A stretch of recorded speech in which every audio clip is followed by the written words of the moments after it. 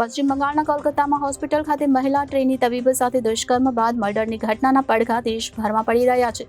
સતત 3-4 દિવસથી દેશભરના તબીબો દ્વારા વિવિધ રીતે વિરોધ પ્રદર્શન કરવામાં આવી રહ્યા છે. ત્યારે રેસિડેન્ટ ડોક્ટર એસોસિએશન અને સ્ટુડન્ટ કાઉન્સિલ દ્વારા કેન્ડલ માર્ચ યોજવામાં આવી હતી. સુરત સિવિલ મેડિકલ કોલેજની નવી બિલ્ડિંગ પાસે મોટી સંખ્યામાં રેસિડેન્ટ ડોક્ટર અને સ્ટુડન્ટ એકઠા થયા હતા અને કોલકાતામાં મહિલા ટ્રેની તબિયત સાથે બનેલી ઘટનાને લઈ કેન્ડલ માર્ચ યોજી હતી, જેમાં વિવિધ બેનરો સાથે પ્રેસિડેન્ટ ડોક્ટર અને સ્ટુડન્ટ જોડાયા હતા. જેમાં stop no mercy to rapist, save the saviour જેવા બેનરો સાથે મોટી સંખ્યામાં રેસિડેન્ટ ડોક્ટરો અને સ્ટુડન્ટ જોડાયા હતા. કોલકાતામાં બનેલી આ ઘટનાની દેશભરમાં વિરોધ કરવામાં આવી રહ્યો છે.